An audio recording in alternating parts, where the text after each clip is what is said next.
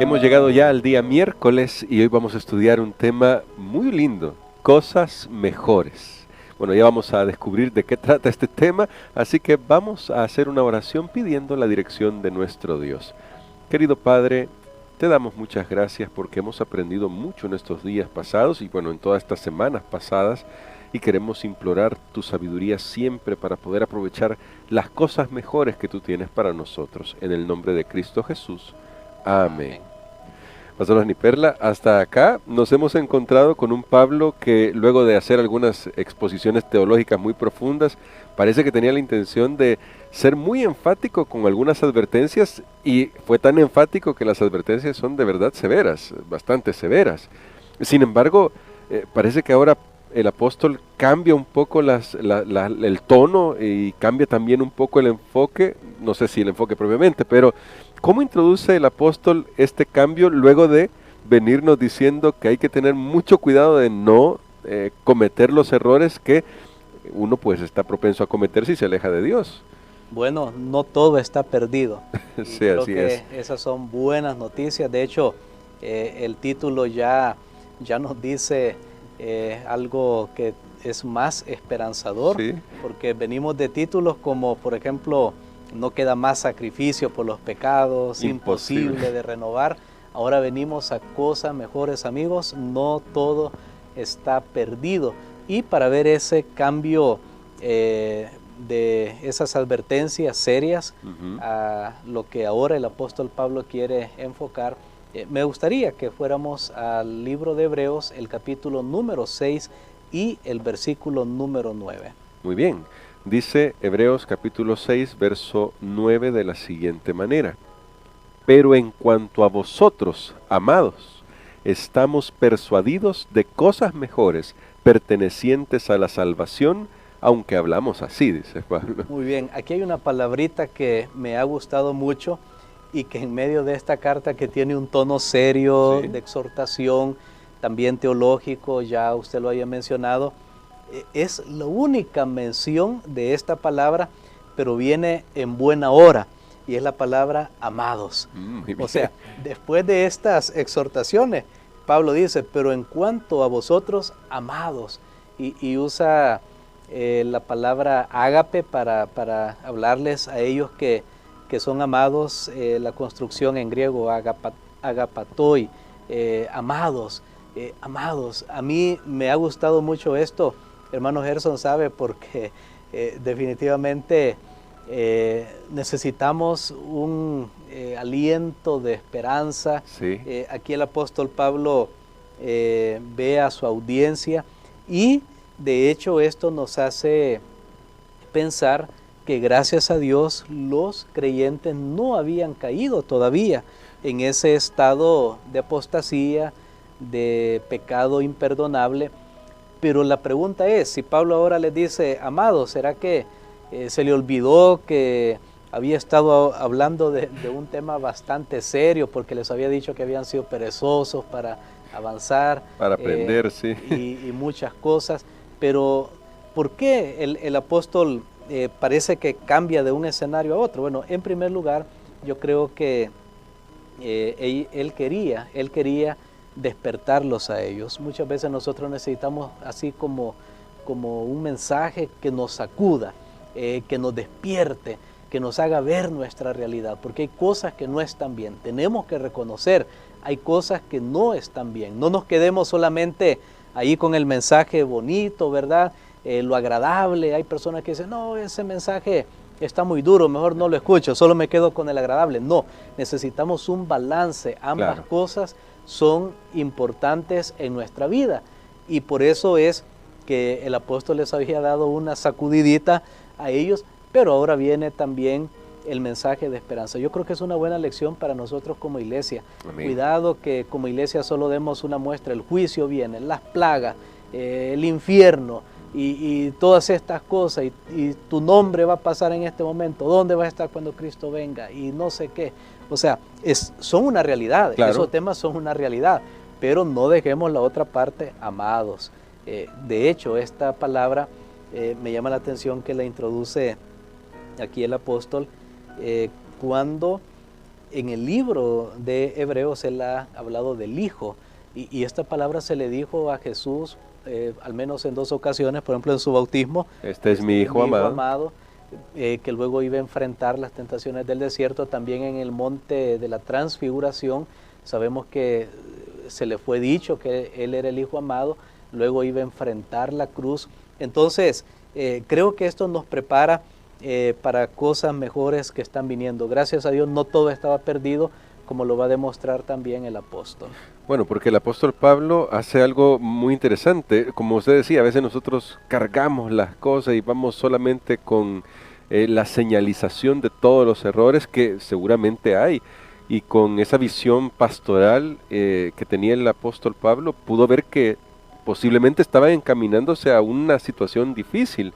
Pero aún así, pastor, ¿qué enumera el apóstol de las cosas buenas que sí hacían, que habían hecho, que estaban haciendo? Y yo creo que de alguna manera está tratando de decirles, manténganse en esto. Así es, creo que vamos a ir entonces a los versículos número 10 hasta el 12, siempre del capítulo 6 de Hebreos. Muy bien, dice acá la palabra de Dios, porque Dios no es injusto para olvidar vuestra buena obra o vuestra obra y el trabajo de amor que habéis mostrado hacia su nombre, habiendo servido a los santos y sirviéndolos aún. Pero deseamos que cada uno de vosotros muestre la misma solicitud hasta el fin, para plena certeza de la esperanza, a fin de que no os hagáis perezosos, sino imitadores de aquellos que por la fe y la paciencia heredan las promesas. Muy bien, aquí Pablo muestra que hay una confianza, y él dice, tiene confianza, pero noten ustedes, dice Pablo, estamos persuadidos de cosas mejores, es el título de nuestra lección, pero comienza él, ¿cuáles cosas mejores? ¿Cuál es la base de su confianza? En primer lugar está en Dios, porque Dios no es injusto. Dios no es injusto. Dios no es injusto. O sea, Dios está viendo tu sufrimiento, tu prueba. Él ha visto que tu casa, para ponerlo en una ilustración, tu árbol se ha sacudido, ha habido tormentas, Dios te entiende, has estado desanimado, has estado a punto de claudicar, pero Dios no es injusto. Y esta es una base de la confianza cristiana. En primer lugar, la confianza de Pablo estaba en Dios. Dios no es injusto. Dios evalúa todas las cosas. Claro, es fácil cuando las cosas están bien, claro, hacer las cosas bien, pero seguir haciendo las cosas en medio de la oposición, en medio del conflicto, en medio de los golpes, no es fácil. Y sin embargo, Pablo dice, Dios no es injusto. Pero luego, la otra base de su confianza del apóstol Pablo, de que ellos, a pesar de que se habían quedado algunas veces ahí estancados, la otra base de su confianza era el trato que se habían dado entre ellos mismos. Y aquí dice, el trabajo de amor, no solamente es hacer algo por hacerlo, sino por amor, que habéis mostrado hacia su nombre, habiendo servido a los santos. Ellos habían servido. Y a mí me impactó. Yo quiero decirles honestamente algo que dice la lección aquí en relación a este punto. Dice, la evidencia más importante del amor hacia Dios no son los actos religiosos, por así decirlo, sino los actos de amor hacia los demás seres humanos, especialmente los necesitados. Amén. O sea que ir a la iglesia, leer tu Biblia, aunque todo eso es importante, no es la única ni mayor evidencia de que amamos a Dios, sino cómo tratamos al necesitado. Y por eso es que esas parábolas del final del sermón profético de Jesús en Mateo 25, nosotros vemos que tienen que ver con qué hiciste al prójimo, cómo serviste, cómo atendiste sus necesidades. Y ese va a ser el examen. A veces pensamos que el examen más difícil es que Dios me va a preguntar que explique los 2300 años, que le diga si el jubileo era en el año 49 o en el 50. No, hermanos, ese no va a ser el más difícil. El más difícil es qué hiciste con el prójimo.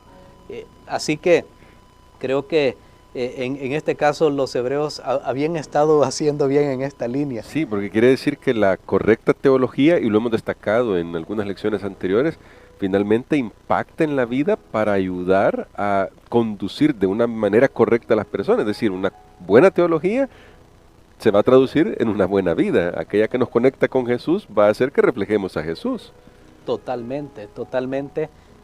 Así que pienso que es una seria también exhortación para todos nosotros, cómo estamos teniendo ese respeto, esa empatía por aquellos que están en necesidad. Y Pablo dice, pero cada uno de vosotros muestre la misma solicitud hasta el fin. O sea, tenemos que llegar hasta el final. No que, bueno, ya lo hice el año pasado ayudé, allá en la pandemia ayudé, ¿no? Y hoy, eso creo que es lo que el apóstol Pablo quiere destacar aquí. Amén. Mira, ese comentario está muy interesante porque al final esto está en correspondencia con lo que nuestro Señor Jesucristo enseñó: el que persevere hasta el fin, ese será salvo. Pero ahora, pastor, considerando el ejemplo que nos da el apóstol a la hora de advertir y animar a las personas, considerando este ejemplo, ¿cómo podemos nosotros hacer esto? Porque de alguna manera siempre estamos en una posición, una situación, ya sea un líder de iglesia o no, el pastor, el anciano, pero también a veces un hermano de iglesia puede llegar a estar en esta posición en la que hay que advertir, pero animar. ¿Cómo conciliar estas cosas nosotros en forma práctica? Bueno, creo que el apóstol nos da una muestra y él, por ejemplo, hace esto con un interés pastoral por la iglesia. Él estaba viendo. Ahora, lo que llama la atención, hermano Gerson, es que él está haciendo advertencia fuerte, pero aún antes de que suceda. Ajá. Y yo creo que este es el ejemplo más grande. Hay un proverbio que dice, que manzana de oro, hay otro, pero voy a mencionar este: manzana de oro con figura de plata es la palabra dicha a tiempo. O sea, hay otro dicho en la Biblia: si la serpiente muerde antes de ser encantada, pues de nada sirve el encantador. ¿De qué sirve dar grandes advertencias serias cuando ya la persona cometió el error? Sí. A veces nosotros somos especialistas, es más, hasta tal vez, tristemente, como seres humanos, podemos dar la impresión de que estamos esperando de que alguien caiga para entonces ahí dar todas las advertencias. Ya ves que este era el problema. Yo te dije, eres el culpable. No, debemos anticiparnos y eso es lo que me gusta del apóstol. Él se está anticipando y dice, mire, veo peligro, ustedes pueden llegar a esto, pueden llegar a pisotear al Hijo de Dios. Todo comenzó allá, y lo he mencionado atrás también en otras lecciones. Todo comenzó con el capítulo 2, el versículo 1, el peligro de deslizarse. Y le dice, mire, ustedes se están deslizando, estoy viendo este descuido, los puede llevar hasta el punto de rechazar el sacrificio de Cristo. Entonces su audiencia viene y se despierta y dice, ¿tan serio es esto? Yo pensé que no ir a un culto, yo pensé que no leer la lección, yo pensé que no orar, que no ayudar a alguien, pensé que no era tan grave. Entonces eso lo despertaba. Creo que esa es una de las buenas cosas y nosotros tenemos que usarlo también con las personas, recordando, enfatizar. Por ejemplo, ¿de qué me sirve a mí hablar solo de las plagas y el juicio y de la ira de Dios? Esas cosas todavía no están sucediendo. Claro. Me pueden servir para despertar a las personas que están complacientes, dormidos ahí en una seguridad falsa, pero a la vez tengo que mostrarles siempre la gracia de Dios. En otras palabras, la justicia y el amor, que son el asiento del trono de Dios, siempre deben ir mezclados juntos. Amén. Y esto es muy importante porque lo vemos ya ejemplificado y cómo esto puede servir para la edificación de la iglesia del Señor, que es lo que nosotros necesitamos.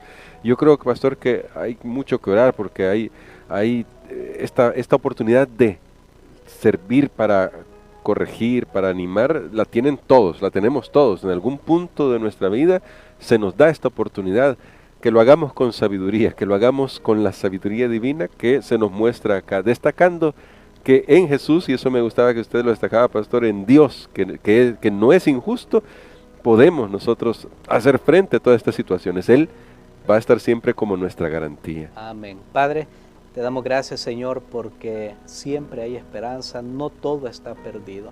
Gracias porque estamos incluidos en el amados. Gracias porque tú nos amaste de tal manera que diste a tu Hijo único. Señor, permítenos revisar nuestras vidas, saber que es real, hay un enemigo real, hay una guerra real, hay un peligro real.